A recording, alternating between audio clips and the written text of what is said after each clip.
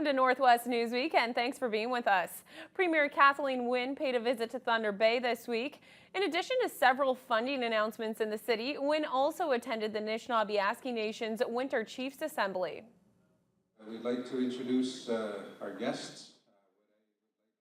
Wynne was joined by Ministers Michael Gravel, Bill Morrow, and David Zimmer as she addressed the assembly. In return, she had to face some tough questions from the representatives from the 49 communities that make up the Anishinaabe. One of the toughest came from Mishkigowick Council Ground Chief Jonathan Solomon. We've seen our children come home that are under your care in a gasket. We've seen our children come home losing their language, their identity. And I want to ask you, Premier, what is your plan? Because we never gave up our jurisdiction over our children. We need to make sure that First Nations, Indigenous kids have the care of their community, that their community and their families are able to look after them. And anything that we do has to be to that end. And we'll have more on the Winter Chiefs Assembly later on in the show. Well, Premier Wynne's visit to the city didn't stop at the NAN Chiefs Assembly as she held a public town hall at the Italian Cultural Center late Wednesday evening. While some questions were centric to Thunder Bay, many pertain to issues across the region. Adam Riley has more. Issues affecting residents in the Northwest were brought before Premier Kathleen Wynne in Thunder Bay Wednesday evening as part of a series of town halls being held across the province. Representatives from the town of Atikokan pressed the Premier on the topic of hydro in Ontario. Mayor Dennis Brown expressed his concerns on the future of the Atikokan power plant, which provides both jobs to residents in the community and a third of the town's $6 million annual tax revenue. We're getting mines developed. We're expanding the power up north to more First Nations communities and so on. But nowhere do we read where those two plants are going to keep operating for well into the future. So I just bring this forward again. Atikokan needs that OPG plant. My vision for this part of the province is that you're going to need every bit of that power because you're going to grow and thrive, and you're going to have industry that's going to need that supply. Councillor Rob Ferguson says he has been asked repeatedly by his constituents about the province's plans for Hydro One. One question I get a lot is the wisdom or the thought process of selling off Hydro One to the private sector.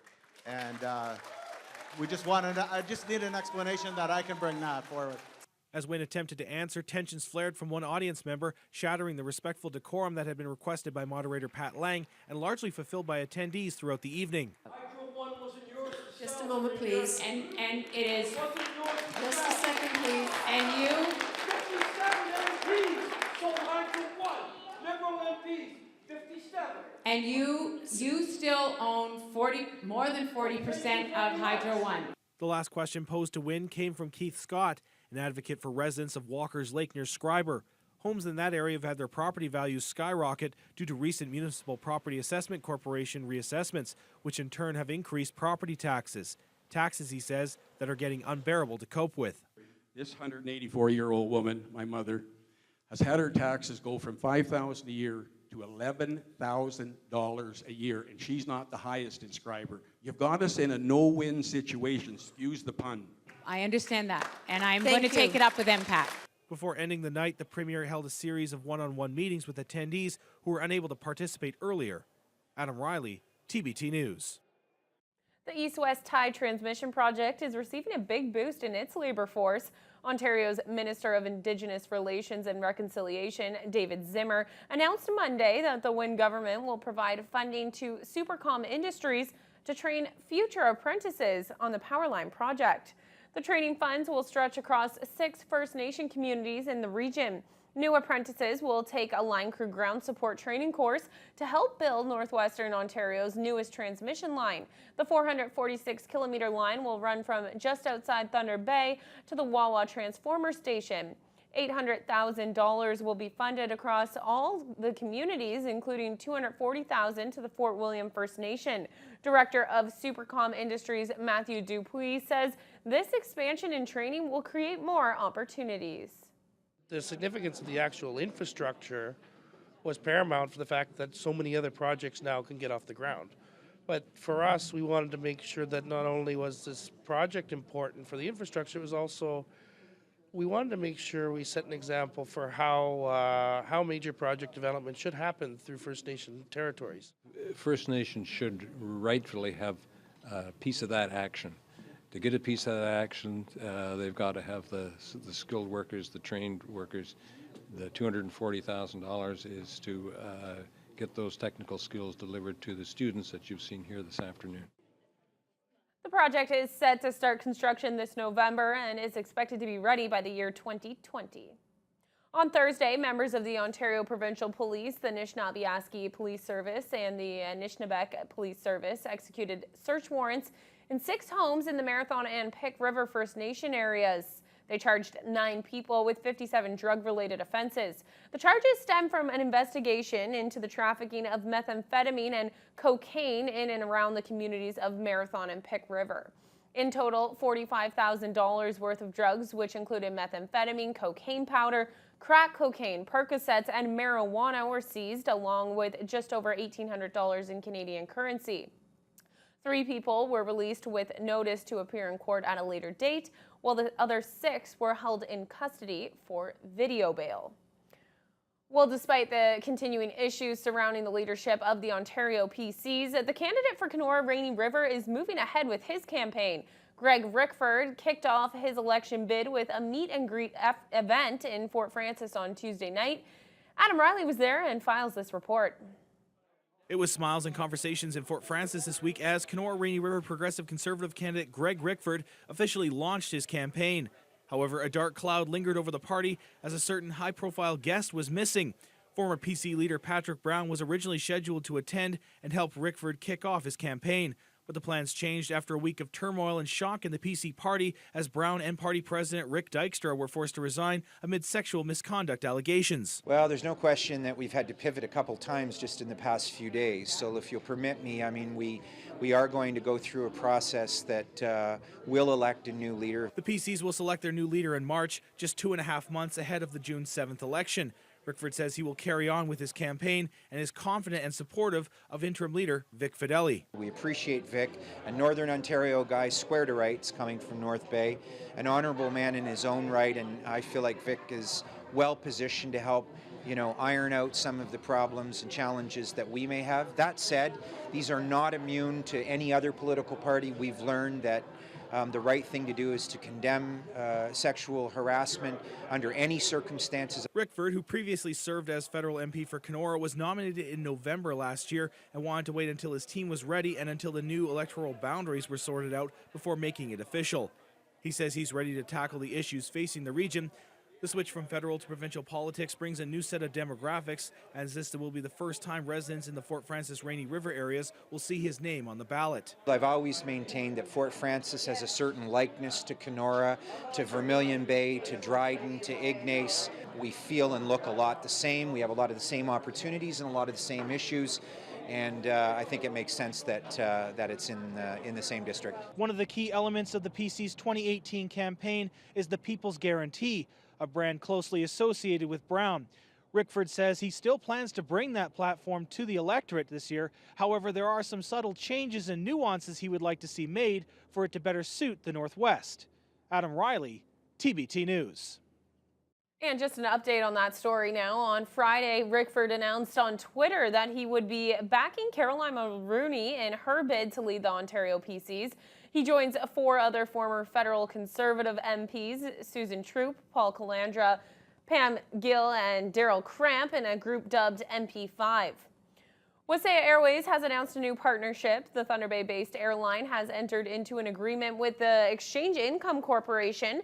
It's an asset acquisition firm that specializes in aviation services, equipment, and manufacturing. EIC agreed to give the Wasaya Group approximately $25 million for recapitalization. In exchange, Wasaya shareholders will give 49% of their interests in shares to EIC. Wasaya officials say the new funding will allow them to enhance their level of service in northwestern Ontario. Company CFO Nick Purich says this new deal is what the airline needs. Well, the company has a bit of a challenging history. It went through a restructuring process over the last few years, so this is really the final step in the plan of bringing the company to full strength. The partnership will give us opportunities to improve our fleet as well as ground equipment and really anything we can to better serve our customers. Purich says Wasaya passengers can look forward to seeing the benefits of the deal very soon. Well, coming up after the break, chiefs from the communities that make up the Anishinaabe Nation descend upon Thunder Bay for their annual winter assembly.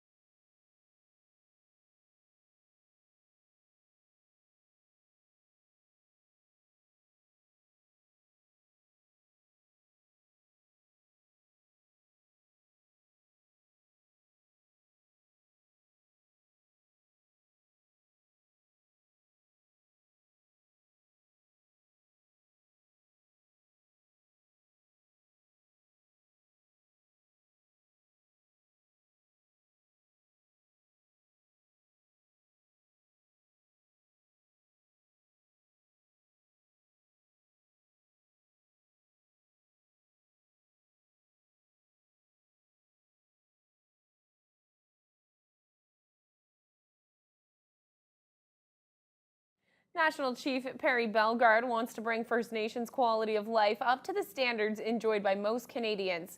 Bellegarde was in Thunder Bay Tuesday, and he raised that issue with chiefs from the Anishinaabe Nation on day one of the NAN Chiefs Winter Assembly. Ryan Benazzo was there. Assembly of First Nations National Chief Perry Bellegarde continues to lobby the Liberal government for a more equitable share of federal finances. Sharing the land and resource wealth is how we're supposed to be. Speaking at the NAN Chiefs Winter Assembly, Bellegarde said he's working with the feds to close the gap, but Canada needs to invest more money in First Nations education, housing, and skills training to improve quality of life for Indigenous people. The United Nations Human Development Index has said to Canada, you're rated 6th, high up quality of life. You apply the same indices to our people, we're 63rd. So it's 6th versus 63rd. So you need long-term sustainable investments in all those key determinants of health. Bellegarde is also calling on the feds and provinces to work together with the AFN to fix the First Nations child welfare system. This comes on the heels of last week's emergency meeting on the subject, which was held on the 2-year anniversary of a ruling from the Canadian Human Rights Tribunal that chronic underfunding of First Nation child welfare agencies is a form of discrimination. It's almost like you need 13 trilateral systems in every province and territory, set up between the feds, province, and First Nations leadership. That's what has to happen next in terms of next steps. And then at the same time, the ultimate goal will be First Nations Child and Family Services legislation under First Nations law, First Nations jurisdiction, in order to make sure that the priority is keeping children in their homes, in their communities, and their families. The 3 words in the room, unity, strength, and success. We represent 49 communities, and whenever they come together, it's, they present a very powerful voice with a united voice, and that's how we're able to begin to move the yardsticks forward on these issues. Day 2 of the Chiefs Assembly features an update regarding recommendations from the 7 Youth Inquest, as well as presentations on health care and policing. And Wednesday's agenda is highlighted by an address from Premier Kathleen Wynne. Ryan Benazzo, TBT News. Meanwhile, the NAN Chiefs Winter Assembly wrapped up Thursday afternoon. A running theme throughout the 3-day conference was ongoing systemic discrimination against First Nations kids in foster care. The Chiefs also heard from Ontario's Corrections Minister earlier that morning. Ryan Benazzo also has that story. It will provide First Nation communities with more choice. On day 3 of the NAN Chiefs Assembly, Minister of Community Safety and Correctional Services Marie-France Lalonde touted improved policing options available to First Nations communities under the proposed Safer Ontario Act. For the first time, First Nations will be able to request that a police services board be constituted under provincial policing legislation to either maintain a First Nation police service or to provide governance to services received from the OPP. But there are still many issues to address, particularly when it comes to the disproportionately high number of Indigenous people in Ontario's prisons. At times it's 85% of Indigenous people that are there. I've been to the Kenora, jail. And on the day I was there, 85%? No, 95%. Those in attendance also heard from Ontario's Chief Coroner, Dr. Dirk Heyer, whose office has launched a review of the high number of fatal fires on First Nations. Over a 10-year period ending in 2016, there were 34 fatal fires that led to 58 people dying in Indigenous communities. The coroner is also currently reviewing cases involving 11 young people who died in provincial foster care from January of 2014 to July of 2016. 7 of them were Aboriginal. A report, possibly with recommendations, is expected this summer. The issue of First Nations kids in foster care has been a running theme throughout this Chiefs Assembly. This comes as the Canadian Human Rights Tribunal issued a 4th compliance order against the federal government on Thursday morning, again finding that Indigenous youth continue to face discrimination in the child welfare system due to chronic underfunding.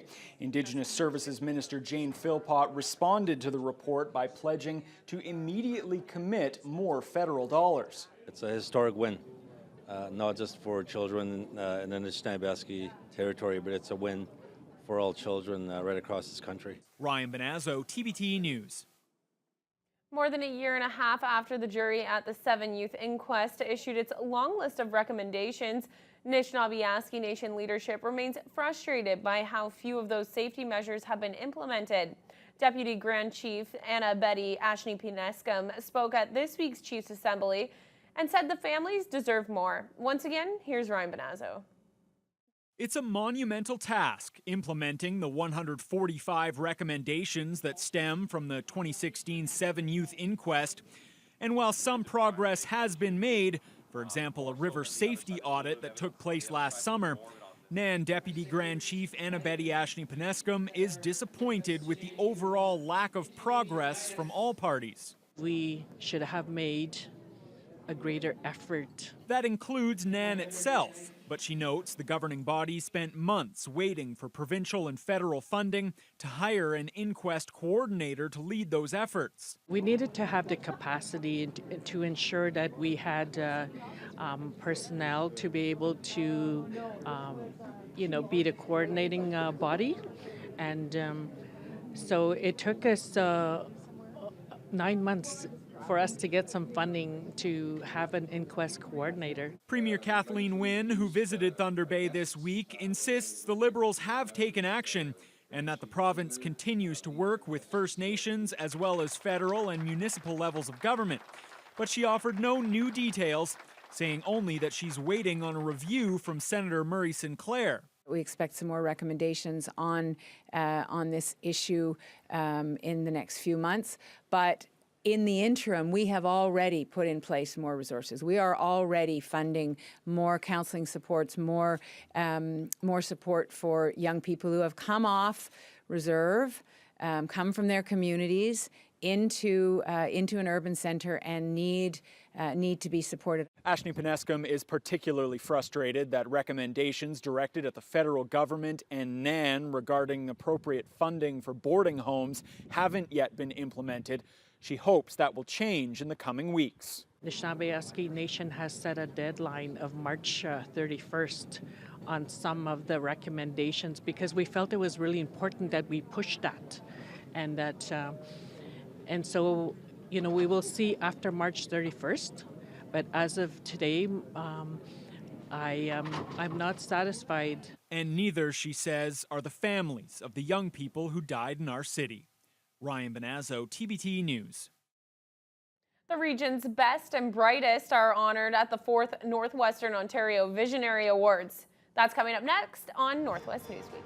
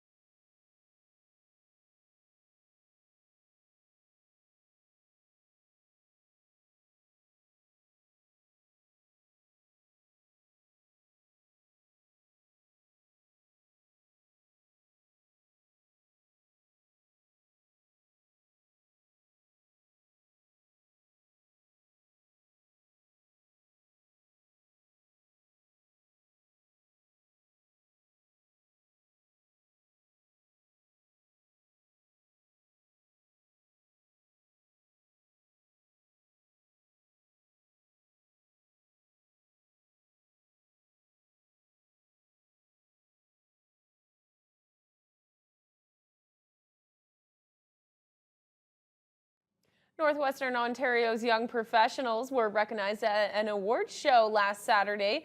The Northwestern Ontario Visionary Awards are held every 2 years. This year, they were at the Victoria Inn honoring people under the age of 40 who impact the region. Corey Nordstrom has the story. The 4th ever Northwestern Ontario Visionary Awards consisted of 20 award winners under the age of 40 in a variety of categories from leadership to civic pride. A number of change makers were nominated, with judges choosing the best and brightest in each category. Winners ranged from business owners to politicians. Chair for the NOVA committee says these are the citizens who are striving to make an impact in the places they call home. It is the under 40 demographic that is really driving innovation and breathing new life into the economy and into their communities. And so what the Novas do is they tell our young people that their work matters and that their work is valued and that their contributions really do make a difference in their communities. And so that is what the Novas are all about. And those who received awards expressed how much being a part of the list of NOVA winners means to them. Great to get recognized, but it's also, it's humbling in the fact that, there's so many past people that have done volunteering, and it's nice to be recognized for it today. So it's just amazing to be nominated by my peers and be part of something like this amount of talent in Thunder Bay that's trying to push the city forward.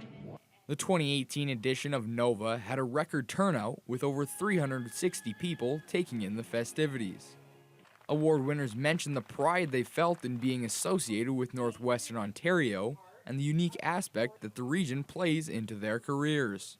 You know, it's unlike anywhere else in the world, you know. We got such rich landscape, we have a beautiful community, we have great cultural experience, you know, it's everything here. We live in a very unique part of the world, but being a visionary means that we're not afraid to engage in our community and that we all see that one special thing in Thunder Bay. We're all here for a common reason. The event also included a Supernova Award for an individual who has risen to global acclaim, going to Pittsburgh Penguins goaltender Matt Murray. His mother accepted it on her son's behalf. Corey Nordstrom, TBT News. Organizers and officials with the town of Marathon are continuing their quest to honor the fallen from foreign wars. Last year, the community was successful in acquiring a LAV-3 to display in a veterans park near the center of town. Now efforts are underway to install a cenotaph in the park. Currently, the cenotaph is located on Stevens Avenue. Marathon CAO Daryl Swarczynski says they're not going to destroy the monument as it has sentimental value. There's a long history to the cenotaph in Marathon that includes all the stones used in the cenotaph come from different parts of Canada, from those that have served in different military functions and wars from Marathon. So we're actually going to be hiring a number of different masons, including the one we have on our own staff, to take it down. We have all the original drawings that date back to the 60s, and we'll build it from the ground up, reusing those exact stones. The project is estimated to cost $25,000 and was brought up during this month's budget meeting. Swarczynski says they're looking towards receiving some federal funding to help offset the cost to the municipality. And that's going to do it for this week's edition of Northwest Newsweek. I'm Leanne Evans. Thanks for being with us, and be sure to join us next time.